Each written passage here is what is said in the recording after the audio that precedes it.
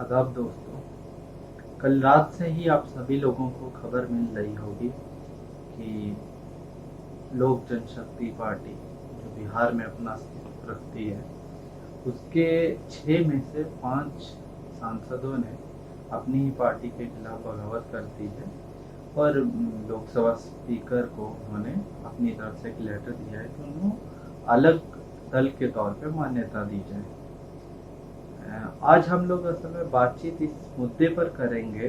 कि आज के टाइम में राजनीति में विचारधारा की क्या हैसियत रह गई है। आज से 5 दिन पहले या 6 दिन पहले आपने खबर सुनी होगी कि जितिन प्रसाद, जो कि यूपी में एक बड़े राजनेता के तौर पे माने जाते थे और इससे पहले की जो यूपीए सरकारें रही हैं केंद्र में, उसमें मिनिस्टर भी रहे हैं अलग अलग विभागों के, उन्होंने अपनी विचारधारा और अपनी जो बाप की पार्टी है या जो भी पार्टी है, उस पार्टी को छोड़कर दूसरी पार्टी में चले गए हैं जो उनकी विचारधारा के उल्ट है एकदम। उस पार्टी के अंदर जाकर वो ऐसे स्टेटमेंट दे रहे हैं कि वो बहुत खुश हैं, यही इकलौती पार्टी है जो इस वक्त समाज सेवा का मौका दे सकती है उनको या अपने क्षेत्र के लोगों के विकास के लिए। उसके 3 दिन बाद क्या होता है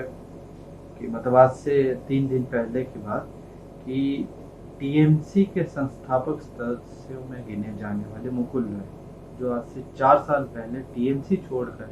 बीजेपी में चले गए थे और बंगाल में बीजेपी को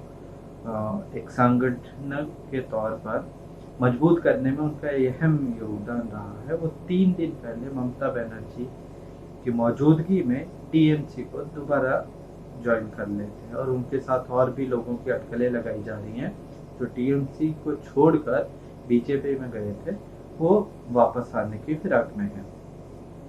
इससे पहले अगर आप देखेंगे कुछ साल पहले तो मध्य प्रदेश में जनता ने कांग्रेस को बहुमत दिया था, कांग्रेस की सरकार बन गई थी कमलनाथ की अगुवाई में,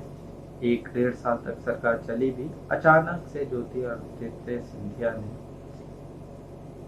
कांग्रेस पार्टी को छोड़ा, बगावत करी और अपने साथ 20-25 विधायकों को लेकर बीजेपी ज्वाइन कर ली और जो बहुमत की सरकार थी वो गिर गई, फिर से बीजेपी की सरकार आ गई। अब मुद्दा ये है कि अचानक से ऐसे लोग या ऐसे राजनेता जो कई सालों से विचारधारा की पॉलिटिक्स करते आए हैं या अपनी किसी पार्टी में रहे, अचानक से छोड़ के किसी और पार्टी में चले जाते हैं या किसी दूसरी पार्टी को ज्वाइन किए रहते इलेक्शन से पहले, इलेक्शन में हारने या जीतने के बाद जो भी कारण रहते वो फिर वापस अपनी पार्टी में आ जाते हैं। तो अब मुद्दा ये है कि ये लोग विचारधारा के तौर पर राजनीति को कितना समझते हैं। तो जहाँ तक मेरा मानना है कि अब वो दौर गया राजनीति में जब नैतिकता के आधार पर कोई हादसा होने पर या कुछ भी करप्शन का एलिगेशन लगने पर कोई नेता या कोई भी मंत्री इस्तीफा दे देता था या विचारधारा के तौर पर इतना स्ट्रॉन्ग रहता था कि वो अपनी पार्टी को छोड़ के दूसरी पार्टी में जल्दी नहीं जाते थे, इसको अच्छा नहीं समझा जाता था।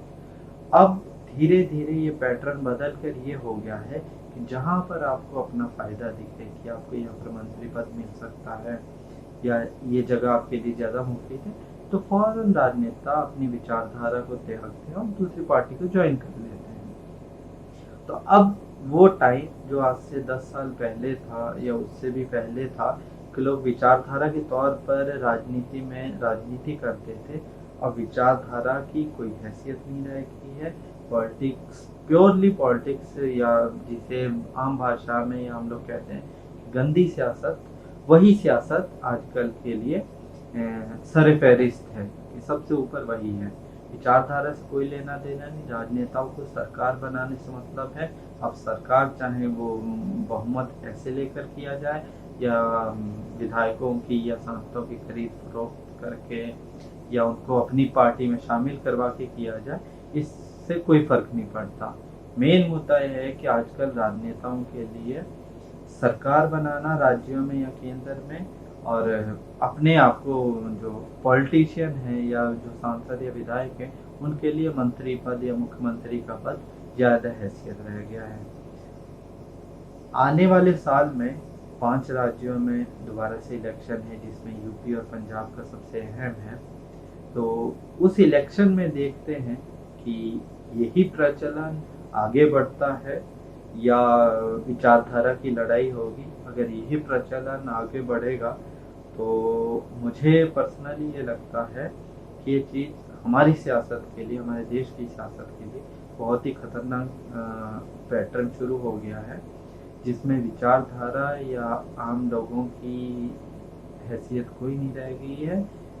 सांसद या विधायक अपने फायदे के लिए चीज़ों को और पार्टियों को चुनते हैं, जो आम जनता के लिए बहुत नुकसानदायक होगा। अगले जो चुनाव आने वाले चुनाव तो इंतज़ार करते हैं। अगर उस चुनाव से पहले या उस चुनाव के बाद यही पैटर्न चलता रहा तो इस बात पर मोहर लग जाएगी कि अब राजनेताओं के लिए अपने फायदे के अलावा और किसी चीज़ की अहमियत नहीं रही है। विचारधारा को उन्होंने त्याग दिया है और विचारधारा की राजनीति में कोई हैसियत नहीं है। सिर्फ राजनेता अपने फायदे की बात करते हैं। धन्यवाद।